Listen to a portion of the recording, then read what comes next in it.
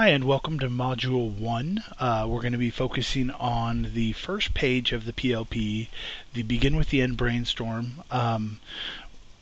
What we're doing here is we're going to look at the content standards that we have in place that we want to cover in this unit. The unit I'm going to be reviewing here is a writing review for a senior English class, so ELA 4, 12th grade, first semester. It's going to be the first project right of the year. Looking at the content standards that I'm supposed to cover this year, one of the things I need to make sure my students have a really good foundation in is writing.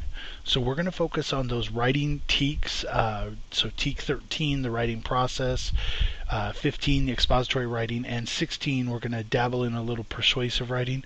I'm going to skip personal narrative, given that on the STAR it's no longer tested in high school, and we'll do some reflection and other stuff later to hit on that. So normally when I do this, I actually write out the specific TEKS, but since the writing process and the expository writing and persuasive writing TEKS are so dense, I'm just going to number them out. It's just easier this way, but you do need to know the TEKS, so you should know what each individual TEK that you're putting down here are. Knowing the TEKS is the number one thing you can do to help yourself write good projects. That point blank period.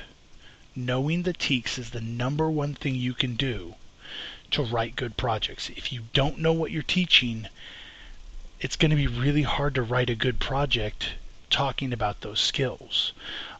Because the idea here, especially when we get down to project context, is the question I always ask is, what does this look like in real life? And if you don't know what it is, how are you going to be able to see those connections with real life? So the more you learn about your TEKS, the better off you're going to be. Learn your TEKS. Know them. Know the wording. It's silly, but it is important. I don't care if you use Common Core. I've written about that, but a standard's a standard. You have to know those content standards. All right, so moving down to the context. In terms of why are we doing this? Well, we know that writing is a huge issue on our campus. And even with these seniors, a lot of them are not writing at a level where it's going to be acceptable at college. So we know that writing is an emergent skill. Let's be positive here. It's an emergent skill. We got some potential, but we're not where we need to be yet. So we really need to focus in on it. And with seniors, it's getting down to the wire, because in November they have to have their Apply Texas applications done, which means that their senior college essays have to be done here in the next couple months.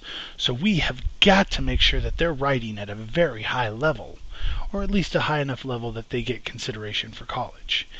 And then also, as seniors, they need to be the experts. They need to be the people that, got it. And so I want them presenting to the rest of the campus about what is good writing. So that's going to be the premise here. The context is our students are going to be able to tell us what is a perfect paragraph, what is a good paragraph, and they're going to be able to teach that to our 9th and 10th grade class through their social studies and ELA classes.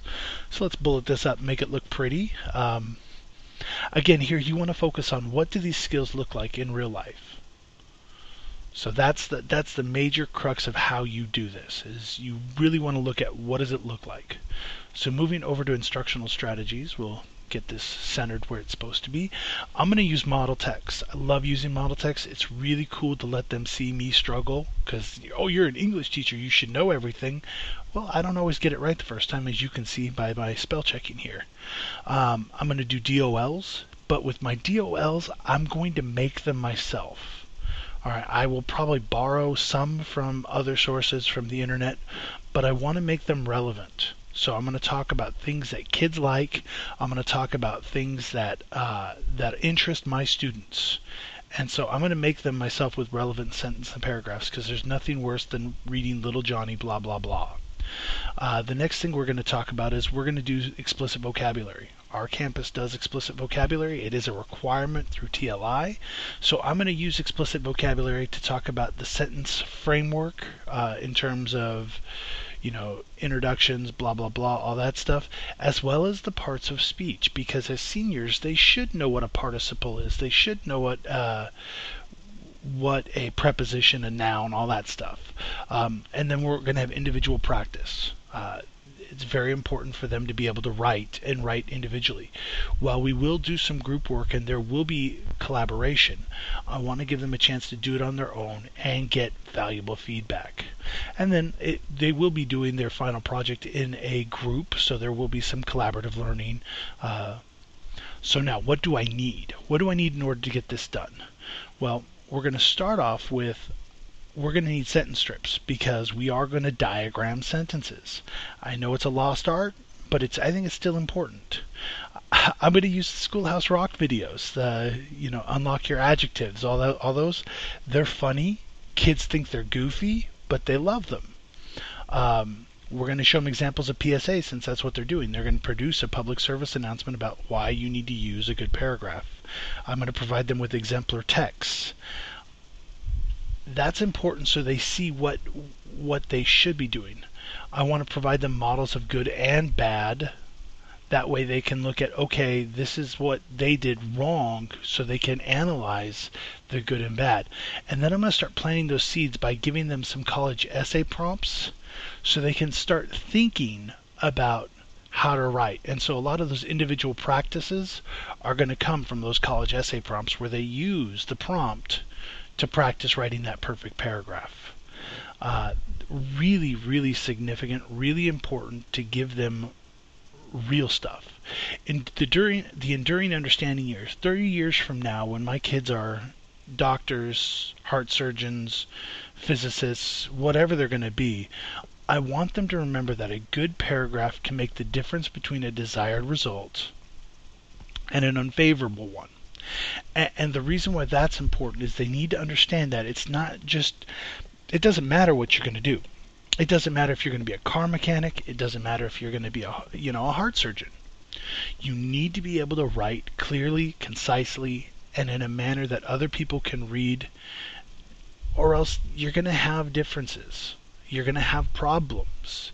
You could lose a job because your cover letter is not good enough. You could lose a job because your resume wasn't written well. So they need to understand that writing is important.